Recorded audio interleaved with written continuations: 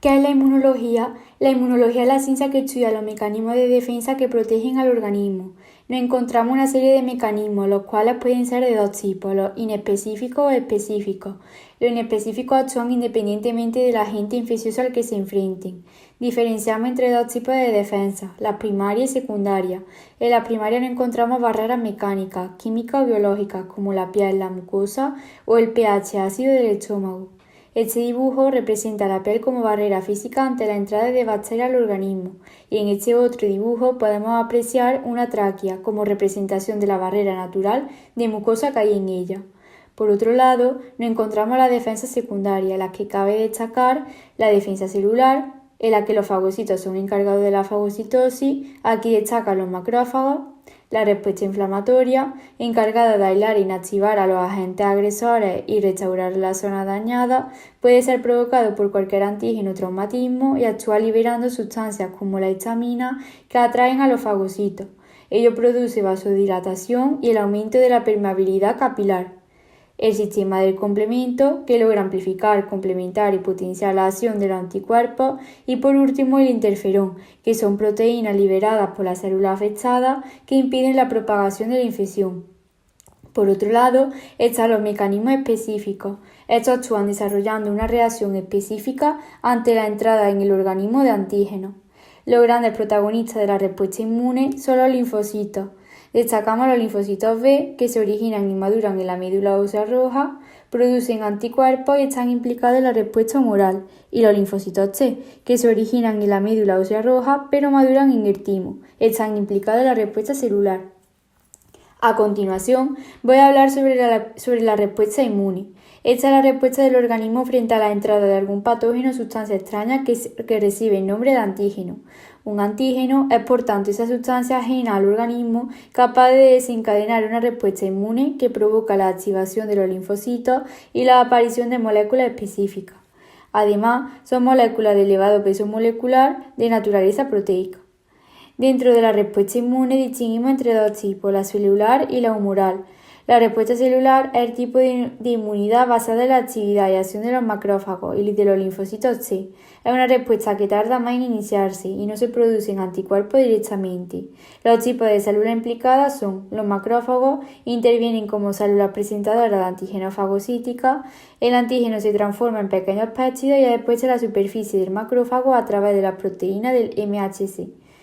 Y los linfocitos T, que se activan al reconocer y unirse al complejo antigénico. Podemos diferenciar 4 tipos.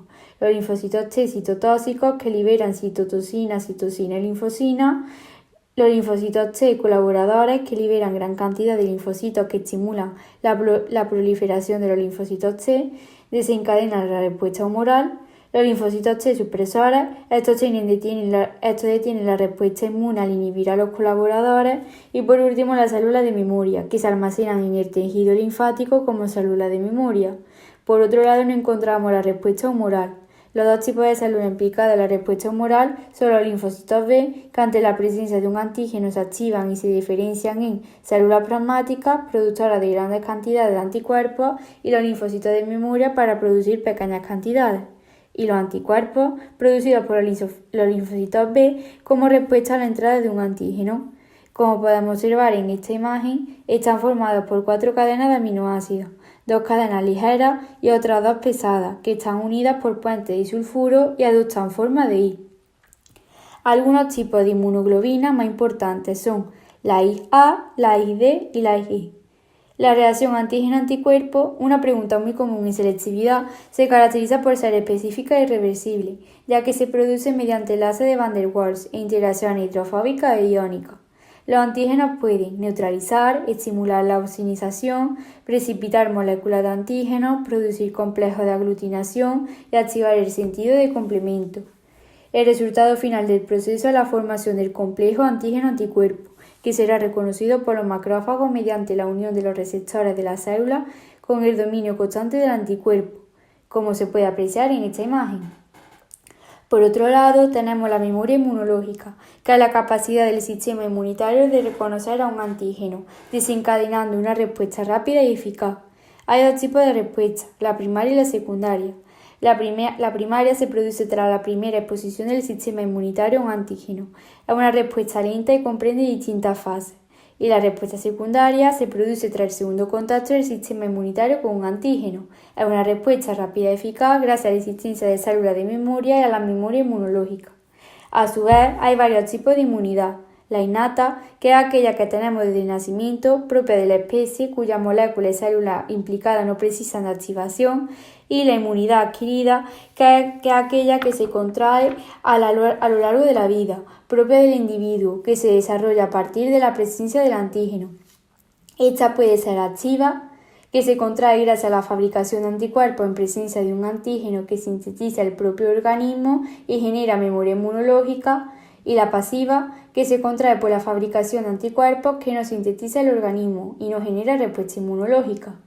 Las principales diferencias entre vacunación y sueroterapia son: en la vacunación se inyecta una vacuna a un organismo sano, tratamos con una inmunidad adquirida, artificial y activa, tarda algunos días en hacer efecto, es un proceso duradero y natural y tiene una finalidad preventiva, mientras que en la sueroterapia se administra un suero a un organismo con enfermedad, tratamos con una inmunidad adquirida, artificial y pasiva, tiene un efecto inmediato, es un proceso temporal y natural y tiene una finalidad curativa.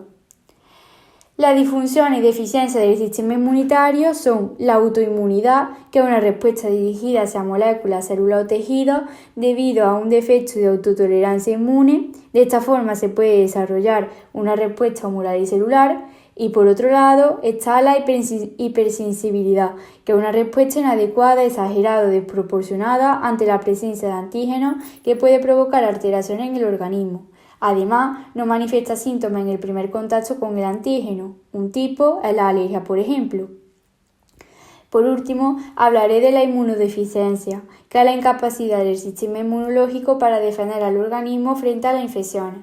Hay dos tipos: la congénita, que son hereditarias, por ejemplo los niños burbujas en los que no se generan linfocitos, o las adquiridas, que aparecen en cualquier momento de la vida, por ejemplo el SIDA, en el que disminuye el número de linfocitos T hasta no poder generar la respuesta celular. Y para concluir, destacaré el trasplante de órganos, que consiste en la sustitución de un órgano enfermo por otro sano.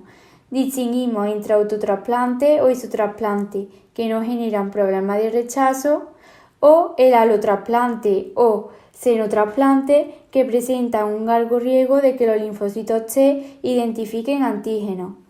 Para evitar el rechazo del órgano se emplean inmunosupresores, que son medicamentos que disminuyen la respuesta inmune para evitar el rechazo del órgano, aunque estos tienen un inconveniente, que es que hacen al individuo más vulnerable a la infección.